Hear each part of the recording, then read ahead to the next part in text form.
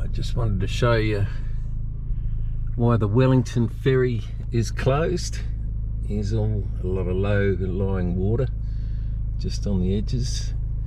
There's water all over the road heading down to the ferry crossing, and all out here, same deal. There's water everywhere, right up to that house there. Some of those houses over there are in trouble, but yep, can't even get close to show you the ferry and why it's closed, and that's the reason why. There's water everywhere, and it's only going up higher.